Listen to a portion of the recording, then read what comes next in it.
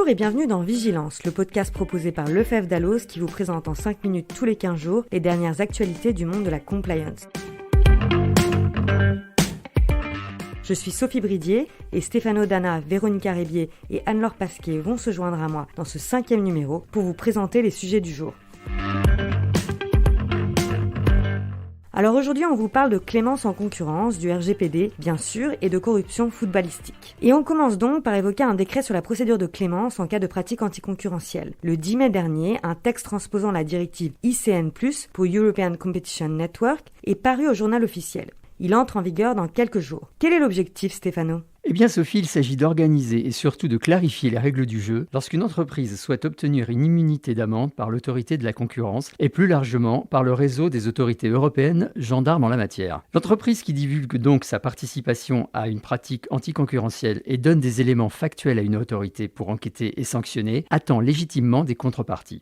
Mais ce n'est pas nouveau. Qu'est-ce qui change avec ce décret clémence ? Eh bien, ce texte décrit en détail les conditions d'exonération totale ou partielle des sanctions pécuniaires, ainsi que les conditions de forme et les modalités pour déposer concrètement sa demande. On ne va pas revenir ici sur l'ensemble des dispositions du décret, elles sont trop nombreuses, mais on peut préciser tout de même que si vous voulez vous lancer, vous pouvez adressez votre demande par lettre recommandée avec accusé de réception ou via une plateforme d'échange sécurisée. Cette demande est faite soit au directeur de la DGCCRF, soit au rapporteur général de l'autorité de la concurrence. Très bien, mais alors si on veut bénéficier d'une exonération totale, quelles sont les conditions d'exonération ?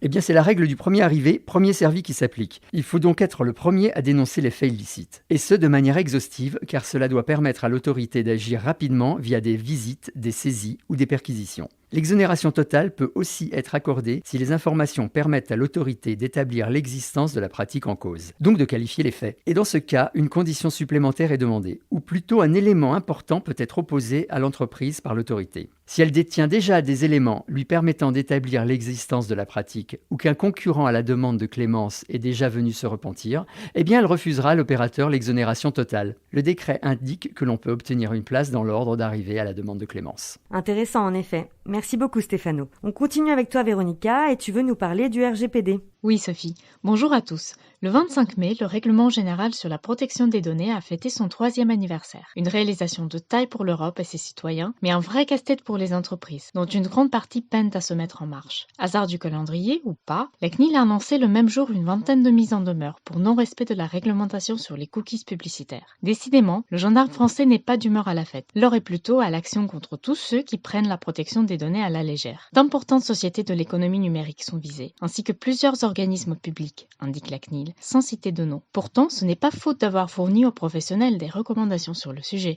C'est-à-dire, Véronica ? Eh bien, le principe est clair. Refuser les cookies doit être aussi simple que de les accepter. La CNIL procédera à d'autres vérifications dans les prochains mois, alors ne perdez plus une minute pour mettre en conformité vos sites internet si ce n'est pas encore fait.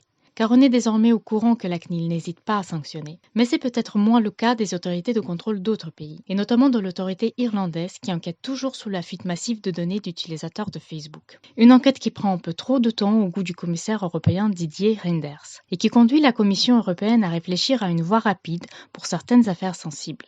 Une chose est sûre, le RGPD n'a pas encore tenu toutes ses promesses. Merci beaucoup Véronica pour ce point d'alerte. Anne-Laure, on va donc parler football avec toi, je suis curieuse.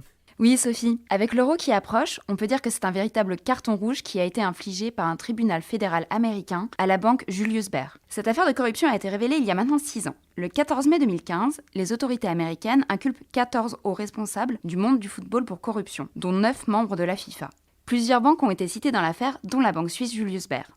Peux-tu nous rappeler ce qui s'est passé ? Oui, bien sûr. Dans le cadre de ce scandale financier, la banque aurait conspiré pour blanchir 36 millions de dollars de pots de vin via les États-Unis. En effet, des sociétés de marketing sportif soudoyaient des officiels du football, dont des membres de la FIFA, pour obtenir des droits de diffusion de matchs, d'où les millions de dollars versés. Selon un procureur américain, la banque et ses employés auraient facilité la mise en œuvre de ces pots de vin et le service de conformité de l'établissement aurait fermé les yeux sur les signaux d'alerte flagrants du blanchiment d'argent. Après avoir reconnu sa participation au système de corruption, la banque suisse a récemment accepté de payer 80 millions de dollars aux États-Unis pour lever les poursuites à son encontre. Un choix sans doute judicieux. Merci beaucoup Anne-Laure. Et voilà, nous sommes déjà à la fin de ce nouvel épisode. Merci à tous ceux qui nous suivent et bienvenue à ceux qui nous découvrent. On vous espère nombreux. On se retrouve dans 15 jours. D'ici là, restez vigilants.